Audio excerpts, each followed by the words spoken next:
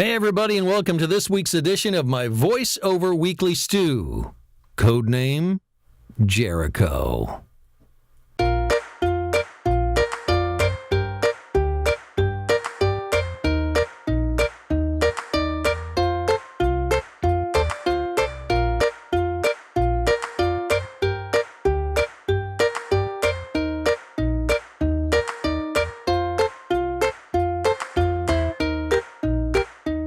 Now, I have a code name, and the code name is Jericho.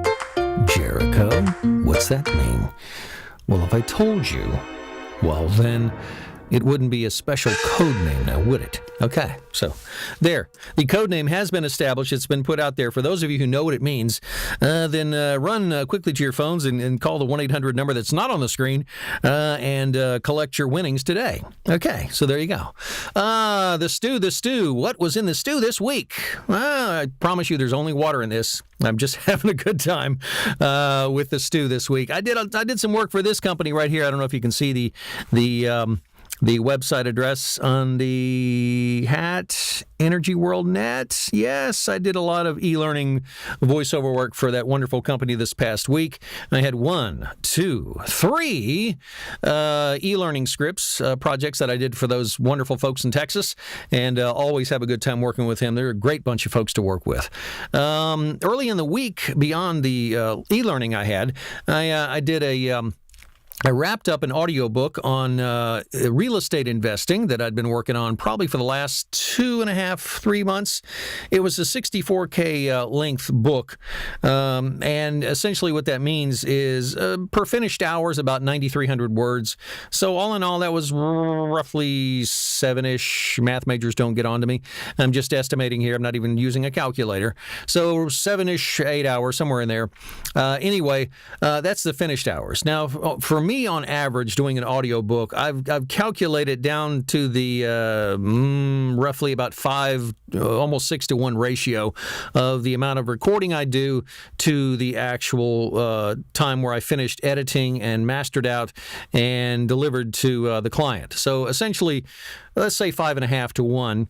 So that was good to wrap that up. It's always nice to put that stamp at the end of it, and the client's happy, and you're happy, and you hope that ACX and Audible and all the other folks or wherever it's going, they will be happy too. And it's probably happened twice that I've gotten feedback where the ACX engineer said, you need to tweak this. Actually, the last one I finished, they said you put too much headspace at the beginning of the files. So I had to go in and just trim off like 15 frames or half a second because I'd put more than what they like. So, no big deal, but it's always good to check the directions. Quite an interesting project. Did some voiceover character work for the National PTA, Parent Teacher Association Convention in Las Vegas coming up. And they asked a very unique style that I would not have expected that they wanted, and that was the voice of the king, and that was Elvis. And I just kind of got into it, baby, and I just kind of rolled with it, and they gave me a script, and they wanted me to open up the convention and do a little talking. I even threw in a little bit of singing there, but I won't do it for y'all right now because I might hurt you, and I don't want to hurt you. And that's the truth, baby, because I just want to take care of business, and I want to take care of business, and I want to treat you right. I don't want you to treat you like a fool, and I don't want you to be lonesome tonight, and I certainly don't want you to check into the Heartbreak Hotel. I'll stop now.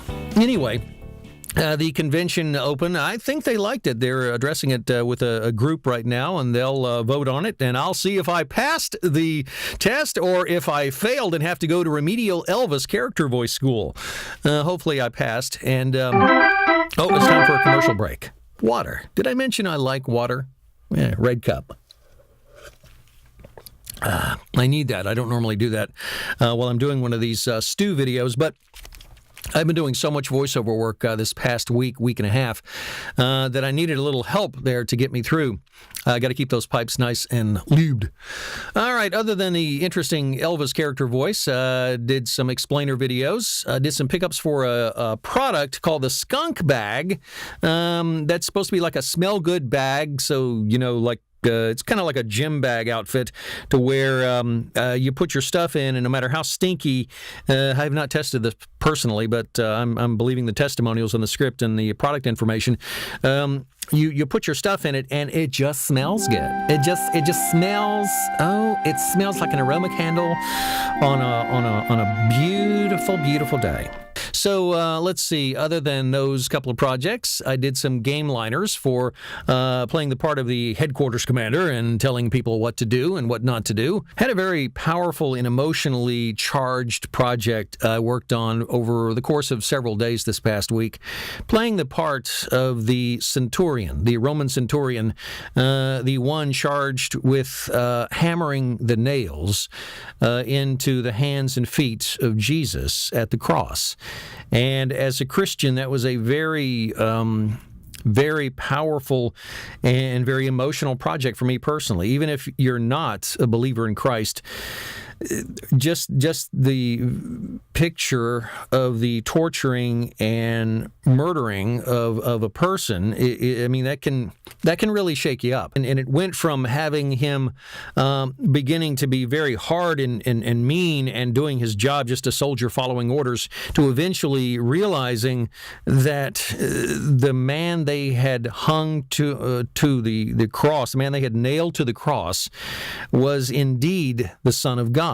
And the signs and amazing things that happened after he had actually said, "It is finished," when Jesus had said, "It is finished." Powerful, powerful imagery, and it was like I was seeing it as I was saying it, and it was personally for me, it was a very moving and powerful story. And the reason it took several days was the producer kept coming back, said, "Love it, love it, love it," but we need to change the voices. We need to make Jesus more anguished and more just more in the moment of what it must feel like. And that's really, really was extremely difficult and humbling at the same time to try and evoke those emotions and try to understand what it was like. Anyway, it was a very draining production.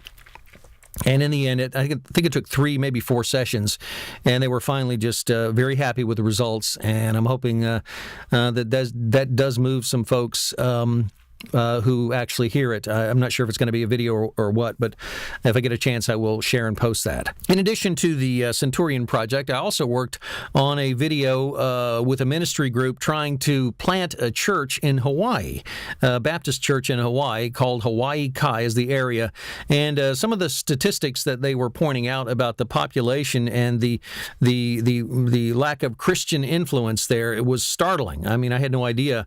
Needless to say, there's a need, as they put it, to build another church or churches in that area. So I'm hoping that does take place, and I was proud to associate myself with that project as well. In 2016, I did a lot of audiobook production, and one of the stories I did, one of my favorite stories I did, because I got to do a Southern character voice, was about an 80,000 word audiobook called Cornbread Chronicles. And I laughed and I laughed and I laughed because the stories were so funny. I had an opportunity and was very blessed to be able to interview via Skype. He was sitting in Alabama. I was sitting here in my studio in South Carolina. Interviewed Jerry Barksdale, the author that wrote Cornbread Chronicles. Found out the story behind it, and during this past week, I've taken some time to edit together and put out 2-3 videos, and probably a couple more next week, talking about his book, sharing excerpts from the audiobook, how Cornbread Chronicles came to be, the fact that it took 10 years of column writing, I found out, of hundreds of stories, columns that he put out, and then the editor that he gave the stories to then winnowed it down into, I think, 128 different stories, short stories, that ended up being the audiobook that I produced in the character voice and doing various voices like this here, and Cornbread Chronicles came to be. So I helped him bring it to life, and it's out there on the audiobook market, and I hope you get a chance to check it out. I know you'll enjoy it, because it's hilarious. Even if you're not Southern, some of the characters and some of his experiences are pretty crazy, and he assures me that they're all true. They all did happen. And so who am I? I'm believing him. He's a believable, nice guy. So that was a lot of fun. So that was my week. Actually, it was just a small portion of my week. If I look at my calendar, what I actually have is probably in the neighborhood of 4, 12, 16, 20, probably in the neighborhood of about 22, 23 different projects I did this past week for various types of audio-video work. And I don't have time to go through all of it. And you're probably glad I don't go through all of it. I'm guessing you are. So just a snippet, just a little bit of the stew. And just like to thank our sponsor again, Water in the Red Cup, for joining me.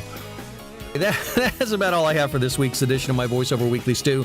One more time, a tip of the hat, a tip of the, the bill's on backwards, so I'll just, the tip of the hat. And one more time, Jericho, you know who you are.